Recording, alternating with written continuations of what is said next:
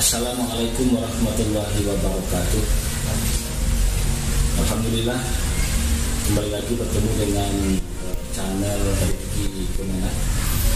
Dan kali ini kita masih di playlist keajaiban beragama atau pengalaman keberagamaan penuh keajaiban. Dan kali ini kita telah bersama dengan Pak Antoni Saputra. Beliau adalah sekarang itu menjadi aparatur sipil negara di kantor pemerintah Kota Padang, dan tentunya kita akan mencoba berdialog, berbincang dengan beliau terkait dengan pengalaman hidup yang dialami oleh Pak Anton sehingga bisa dikatakan ya sukses seperti hari ini. Nah, makanya mungkin kita bisa berbagi pengalaman apa kiat-kiatnya sehingga beliau bisa seperti ini. Ya, terima kasih atas kesempatan Pak Anton bisa bergabung di channel kami. Dan boleh diceritakan dulu Pak, bagaimana sejarah hidup Pak Anton, kapan lahirnya, kemudian bagaimana perjalanan hidup sampai sekarang. Terima kasih Pak Rifki. Assalamualaikum warahmatullahi wabarakatuh. Senang sekali saya bisa diundang oleh Pak Rifki untuk berpartisipasi dalam vlog video ini. Kita berikan banyak motivasi dan manfaat kepada pemirsa ya. Ya saya memang memiliki disabilitas atau kondisi seperti ini sudah lahir ya. Saya lahir di tahun 1976 di Bukit Tinggi. Ya saat saya lahir memang belum ada tanda-tanda bahwa saya akan memiliki disabilitas. Karena ketika lahir ya seperti orang kebanyakan ya sehat ya, karena saya juga niat cukup ya baik ya untuk dikatakan sebagai bayi yang sehat ya. Namun ketika saya sudah waktunya usia seharusnya bisa berjalan ya seperti anak kebanyakan, perkembangan itu tidak terlihat. Nah, jadi kedua tua saya mulai khawatir ya. Lalu mereka berusaha semaksimal mungkin untuk berikhtiar untuk untuk mencari pengobatan lah, baik secara medis maupun secara tradisional alternatif gitu ya. Baik itu tahun-tahun ya dilakukan ya. Yang seperti fisioterapi, lalu berbagai pengobatan alternatif lah ya. Tapi ya tidak ada perubahan. Dokter mendiagnosa bahwa saya ini mengalami yang namanya muscular dystrophy. Jadi ini semacam gangguan fungsi otot. Nah, itu nama gangguan secara medisnya. Jadi dari kaki ke bawah gitu. Hampir semuanya. Otot gerak saya itu tidak berkembang dan berfungsi secara normal. Nah, hasil dokter ini mungkin pengaruh kongenital juga, artinya ketika ibu saya waktu itu mengandung saya, dia mengalami trauma psikis saat itu, dan anak beliau meninggal kecelakaan persis di depan mata beliau. Maksudnya ini menimbulkan trauma psikis ya, mendalam dengan diagnosis dan penyelesaian mungkin hal itu menyebabkan ini ya kejadiannya memang seperti itu. Tapi saya dan juga saya sendiri tentunya tidak meyakini sebagai sesuatu yang beban berat. Beban. Tapi kedua orang tua saya yakin dan saya sangat meyakini bahwa Allah itu akan selalu memberikan yang terbaik untuk umatnya selama kita selalu positif thinking, selalu berprasangka baik pada Allah Khalik yang kuatkan mengatur apapun ya dengan nasib kita pada kehidupan kita ke depannya. Ya, dengan prasangka baik seperti itu ya, dan juga menerima ya dengan ikhlas ya kondisi saya. Alhamdulillah selama ini cita-cita dan impian saya selalu Allah berikan jalan dan kabulkan. Jadi mulai ke SD-nya di sekolah SLB atau gimana? Oh enggak, ya gini. Jadi saat itu kan kalau sekarang kan anak-anak berkebutuhan khusus atau disabilitas ini dianjurkan pemerintah ke sekolah di sekolah inklusi ya namanya. Ya, ini di sekolah umum. Anak-anak difabel juga harus bisa di sana belajar, tidak harus ke SLB. Nah dulu belum ada yang kebijakan untuk sekolah inklusi ini. Nah kebanyakan dulu persepsi orang anak-anak difabel seperti saya dulu itu ya harus disekolahkan di sekolah umum bisa. Nah tapi orang tua saya dan saya tidak mau ya karena kedua orang tua saya yakin terlepas dari kondisi saya bisa mengikuti ya pelajaran dengan baik di sekolah umum. Nah jadi tidak ada kebijakan sekolah inklusi seperti sekarang. Memang semuanya diserahkan ke orang tua saya ya untuk memenuhi kebutuhan khusus saya saat sekolah di sekolah umum itu ya. Alhamdulillah ya berkat keyakinan kepada Allah juga ya saya alhamdulillah bisa menyelesaikan seluruh dari sekolah saya, dari rangkaian pendidikan saya mulai dari pendidikan dasar menengah semuanya itu sampai perguruan tinggi ya semuanya di jalur sekolah mainstream, sekolah biasa tidak di SLB. Dan alhamdulillah juga karena saya bisa artinya menunjukkan prestasi yang justru lebih baik dibanding teman-teman saya yang tidak difabel. Luar biasa. Jadi cara berangkat ke sekolahnya nih seperti ini atau memang sejak kecil saya sangat bergantung pada alat bantu kursi roda Pak Rizky. Dulu masih menggunakan kursi roda manual. SD itu saya diantar oleh ibu. Waktu itu saya sekolahnya pernah di di Sekolah yang di Skema dan itu nanti ke ini itu kebanyakan saat itu saya diantar ikut oleh ibu saya. Namun ketika sudah menjadi bangku sekolah menengah ya di SMP dan SMA dan saya alhamdulillah juga kepada teman bagi teman lah yang membantu akan jemput saya. Teman datang ke rumah lalu saya di berangkat sekolah bersama dibantu di reservasi dan teman. Nanti setelah sekolah selesai diantar di rumah. Jadi kayak kerabat tidak ada lah sebenarnya bully dulu ada. Seperti sekarang gitu ya. Itulah saya juga misalnya dulu saya sebagai penyandang disabilitas itu kan dulu yang sekolah di sekolah umum itu bisa dikatakan tidak banyak lah itu saya jarang sekali yang mengalami bully ya. Sesuatunya memang artinya tidak secara umum bisa saya katakan saya punya teman, saya merasa ya tidak berbeda ya seperti teman kebanyakan, malah teman-teman itu yang artinya secara mereka juga banyak bergantung ke saya juga.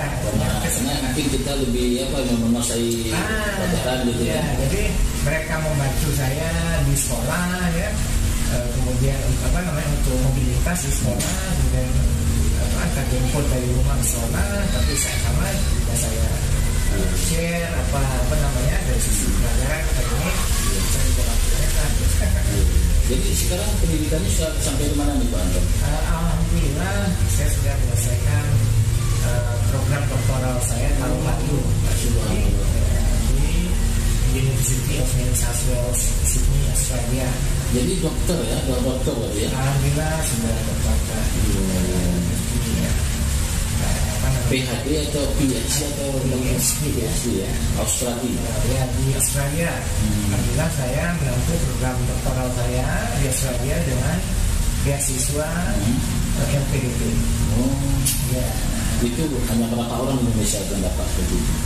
Untuk yang disabilitasnya itu tidak banyak, tidak ada. Cuman untuk yang disabilitas berat, ya, seperti saya disabilitas fisik berat, itu bisa dilakukan. Saya yang pertama bisa menyelesaikan program doktoral di luar negeri, ya. Indonesia. Berapa tahun itu selesainya? 4 tahun sebetulnya selesai itu. Ya. Dan saat itu Pak Anton sudah menjadi ASN juga. Sudah. Ya. Saya di Pemko Padang ini sejak 2004. 2004 ya, lama. Tapi saat itu kan masih tenaga honorer. Ya, setelah 6 tahun mengabdi sebagai honorer, lalu ada pengangkatan menjadi PNS, ya. Apa namanya, ya, tahun 2010. Oke, ya, sekarang sudah. Jadi ada nggak pengalaman-pengalaman yang luar biasa yang Pak Anton alami, di mana di situ ada campur tangan Tuhan, ya, sehingga memberikan solusi atau memberikan hidayah? Ya, ini alhamdulillah ini apa namanya memang agak cuma kuasa apa namanya, ya intinya selama kita yakin kepada yang satu, berarti insya Allah masa berada. Ini bisa saya contohkan sejak menempuh apa namanya pendidikan S1 di Universitas Andalas di Unan. Ya. Jadi saat itu saya lulus PMBK, ya. Lalu apa namanya ada keraguan juga dari waktu itu karena ibu saya, ya, ketika kita kampus di Muhammadiyah saat itu melihat, ya, itu saya lulus, ya, PMBK itu tentu kita melihat bagaimana kondisi kampusnya, gitu kan. Nah, kita datang ke sana, kita melihat bahwa, ya, jadi orang tua saya bisa ragu, ya, bagaimana kamu bisa kuliah di sini, gitu, kan. Kalau dulu ya SD sampai SMA bisa lah, ya kan, apa namanya, di bangku sama ya. Di Unan sudah ini jauh dari rumah, kemudian juga kondisi bangunan gedung perkuliahannya yang sangat tidak aksesibel, ya, untuk sekolah dasar itu, ya, bangunan yang bertingkat segala macam, tangganya tinggi sekali, ya, sampai lantai 3 bagaimana kamu akan kuliah. Saya cuma mengingatkan ibu saya, main kita kalau ini apa namanya kita akan diberikan disiplin bahwa setiap benar bahwa nanti ada jalan kita mungkin saja jalan saja dulu. Ya, alhamdulillah ketika di hari pertama kuliah itu langsung saya dapatkan teman, ya, yang alhamdulillah sampai sekarang ini sudah seperti saudara sendiri. Memang saya punya adik, ya, cuman adik ini kan kuliahnya di Jakarta, ya kan. Nah, saya di Unan, ya, nanti lah adik saya harus membantu saya. Nah, karena kuliahnya di Jakarta juga, kan. Alhamdulillah hari pertama langsung saya temukan teman yang langsung seperti menjadi saudara, ya. Teman inilah yang selama 4 tahun saya di Unan itu, ya, benar-benar saya tidak ada satu orang punya sangat banyak saudara teman di sana yang membantu saya selama masa perkuliahan ini, ya, membopong usia saya sampai ke lantai 3 Bapak. Bagaimana mereka punya tanpa lelah selama 4 tahun itu menjadikan seperti saudaranya, seperti saudara, seperti saudara kandung lah. Mana mungkin saja mereka siapkan makan, terus kita harus ke toilet, mereka bantu, tidak. Maksudnya ini adik saya bisa melakukan itu, cuma kan tidak mungkin, ya, karena beda kasih, ya. Ada teman yang malah seperti apa namanya saudara sendiri 4 tahun begitu, mereka tidak pernah mengeluh, tidak pernah bisa capek menurut saya di kampus. Itu kekuatan apa yang bisa itu mereka itu mungkin itu apa? Ini kan tidak pernah dipikirkan oleh kita. Saat ibu saya sendiri sih ragu, kan. Sempat apa namanya merasa discourage gitu, ya. Apakah kamu yakin akan kita kuliah itu hanya dari siapa yang terbantu? Jadi lama-lama menyakini kamu selama apa namanya kuliah terus dari pagi ke sore. Sementara dari SD sampai SMA ini dekat rumah terus, ya kan. Kalau ada teman kan tidak perlu artinya ruangan apa di sekolah kan tidak bertingkat selanjutnya, mungkin kan gampang, aksesnya gampang ya kalau di jadi memang kebetulan sama juga ya, sama pelajarannya sama sampai tamat. Sampai tamat. Nilainya juga artinya tidak ada yang tinggal, tidak ada yang menjemput pelajaran ke bawah, tidak ada ya? Tidak ada, bisa saya selesaikan kurang dari 4 tahun, alhamdulillah saya lulus cum laude. Alhamdulillah. Yang kawannya tadi? Sama, juga kita bisikan waktu yang sama. Biasa. Nah, sampai sekarang teman ini namanya Yao, ya. Yao sekarang menjadi dosen di Universitas Darmanas. Ini sudah hampir masa ini udah tahun kedua. Iya. Sampai sekarang udah seperti keluarga gitu ya. Keluarga. Itu kan tidak pernah terduga. Iya. Ada artinya hidayah yang diberikan Tuhan kepada kawan ini sehingga dia bisa melakukan kita seperti saudara. Iya. Tidak. Padahal saya kan harus banyak menghabiskan waktu di kampus, kan? Sementara kondisi kampus tidak aksesibel buat saya. Karena saya harus ke toiletnya tidak aksesibel. Betul, iya. Ya kan? Ruangan kuliahnya juga tinggi bagian lantai 3. Selama 4 tahun. 4 tahun ya. Betul ya.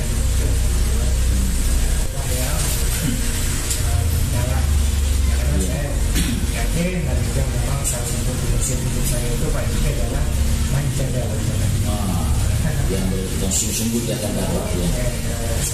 Sungguh berusaha meyakin bahwa kita selalu berjalan, selalu bersangka positif bahwa sama ada dan ada kemampuan lain nggak yang bisa Panti miliki? Misalnya itu bisa bagaimana atau ada kemampuan lain? Tidak ya.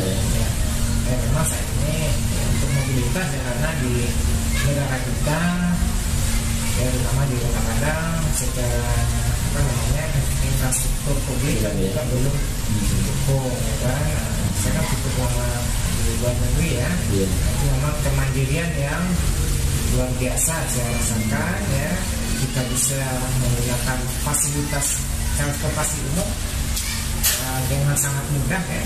Yang ramah dengan disabilitas. Ramah sekali dengan disabilitas. Saya bisa menggunakan transportasi bis, kereta, sampai kapal feri, semuanya itu sangat aksesibel. Itu yang belum ada di Indonesia. Saya juga memungkinkan saya bisa menempuh pendidikan S2 dan S3 di luar negeri. S2 sudahnya di Australia dulu? Iya, karena di negara bagian yang berbeda. Kedua saya di Queensland, di Brisbane, S3 di Sydney. Dan kedua-duanya alhamdulillah juga dengan beasiswa. Luar biasa. Untuk sekarang ya memang kita harus menggunakan kendaraan sendiri ya, dan dibantu oleh orang tua untuk mikir kan. Memang untuk pekerjaan. Jadi ke kantor sekarang dengan kendaraan tapi di orang tua yang itu. Kendaraan pun kita modif aksesibel kan. Ya. Ram untuk sekolah, jadi untuk sekolah saya dan saya bisa langsung naik ke mobil. Gitu. Jadi kita juga terilhami oleh akses di luar negeri kan. Taksi kita naik akses ke Bali. Dan kita sudah dan saya bisa langsung masuk ke mobil tanpa saya harus berpindah ke mobil. Itu bisa kita praktekkan ya? Boleh nanti bisa. Iya. Dan itu hanya nampak di luar negeri ya? Iya. Kita konsep aksesibilitas ini juga terilhami dari pengalaman hidup di sana. Iya. Gitu. Kemudian kita di luar negeri juga saya merasakan Muslim Brotherhood-nya itu sangat. Gimana ceritanya itu? Iya, akhirnya saya sekarang dapat saudara juga ya. Iya. Di sana ya seperti saudara juga dengan orang yang Muslim juga sampai, saudara sesama Muslim, saya punya sahabat seperti saudara di sana, si Muhammad yang sudah pernah ke Padang kemarin ini, kemudian ada istrinya, dia orang Iran ya, tapi di sini ya, ini Iran, itu juga sangat luar biasa. Membantu saya juga selama kampus istri mendampingi ya, istri saya juga kerja ya ini anak sekolah saya ini membantu saya juga di kampus. Luar biasa. Jadi ya apa namanya itu juga di presiden ketika saya menempuh sebuah saya mengenal kursi roda listrik ini juga merupakan donasi dari perkumpulan masyarakat muslim Australia di Brisbane saat itu, Pak Yuki. Jadi ini sumber donasi ya. Saya S2 dulu kan saya di Australia nya menggunakan kursi roda manual. Saya sudah pakai SD sampai S1 itu kursi roda sama harus dibantu didorong tangan gitu ya. Saya nggak bisa menggerakkan tangan kan. Untuk menggerakkan kursi roda manual itu harus dibantu didorong oleh orang lain. Nah, ketika S2 saya kan belum menikah ya, baru lulus sampai 2011 itu. Apa yang mendampingi di sana? Nah, mungkin melihat kemudian harus terus mendorong surga ya. Maka teman-teman dari perkumpulan muslim di sana mendonasikan sebuah surga listrik buat saya. Kan? Itulah itu sangat membantu juga kemandirian saya ya, terutama dari asisi komunitas. Ini sejak dulu ya, sampai sekarang. Ini kebetulan karena yang surga yang masih lama kan juga sudah cukup ini ya, saya juga sudah cukup ini, berarti ini kebetulan yang saya dapat di sini buat banyak menurut saya contoh awal yang tidak pernah terpikirkan oleh saya sebelumnya. Juga Allah juga memberikan jodoh yang mengerti bagaimana kondisi saya ya, saya tidak setia mengerti saya selalu bahkan saya pernah berpikir apakah saya akan diberikan pasangan hidup ya. Ya saya yakin insya Allah karena Allah memberikan jalan itu karena saya bisa berkeluarga ya istri sejak 2011 selama istri kemarin juga terus tidak menampingi Australia. Berarti 2011 sudah di Australia semua berarti ya? Ya. Anak yang 2011 itu kan S2 selesai. Kembali dulu ke Indonesia Pak Kiki. Nikah di sini dulu. Nikah dulu ya kan. Kita mengabdikan ilmu dulu lah, ya kan. Selesai S2, kita 2 tahun aplikasi ilmu dulu. Kemudian saya lanjut lagi S3 tahun 2015. Itu baru diboyong di sana. Baru.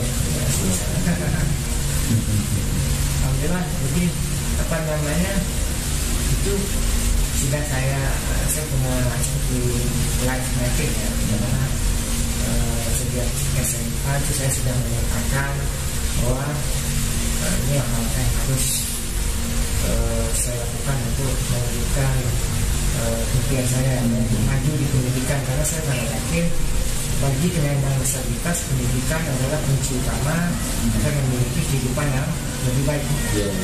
Nah, makanya saya sangat mendorong ya teman-teman disabilitas yang lain. Kebetulan saya juga bergabung di organisasi pemberdayaan penyandang disabilitas Pak. Jadi kita punya semacam komunitas ya. Di perkumpulan penyandang disabilitas Indonesia di Kota Padang ya. Jadi kita memberdayakan teman-teman ya untuk saling memberikan motivasi, motivasi penguatan. Mereka juga harus sadar dengan hak-haknya yang dijamin oleh undang-undang. Ya, kita juga ini membuat berbagai macam program pemberdayaan ya, sehingga sampai terus juga saya lakukan. Jadi ini apa pesan-pesan harapannya untuk kawan-kawan yang di luar sana ini? Ya, untuk teman-teman difabel ya di mana saya berada, saya sangat yakin semua manusia itu ya Allah memberikan potensi maju. Nah, sekarang tergantung pada kita ya, untuk mau apa tidak menggali potensi diri yang ada. Tidak harus misalnya ngambil di pendidikan seperti saya, tidak. Mungkin ada teman-teman di Fadol yang punya passion, misalnya bikin wirausahaan misalnya. Kenapa kemudian potensi itu tidak terus digali, ya kemudian dikembangkan, ya tentunya tidak lupa selalu berdoa dan yakin bahwa insyaallah Allah akan selalu berikan jalan kepada kita selama kita punya keinginan kuat untuk memperbaiki kehidupan kita. Saya sudah sampaikan tadi, terus menggali potensi diri. Apapun saya mengingatkan dari dulu. Pokoknya menjaga wajah. Selama punya kesungguhan, ya insya Allah Allah kita maju di bidang apapun itu. Mungkin itu yang disampaikan. Baik, luar biasa Pak Anton. Ini jadi motivasi buat kita semua. Bagaimana dengan kondisi yang seperti itu kita harus bisa bersungguh-sungguh, dan dengan menggali potensi-potensi kita, insya Allah itu akan ada jalan diberikan oleh Allah Subhanahu Wa Taala. Sekali lagi terima kasih Pak Anton, dan sampai jumpa. Terima kasih. Wassalamualaikum warahmatullahi wabarakatuh.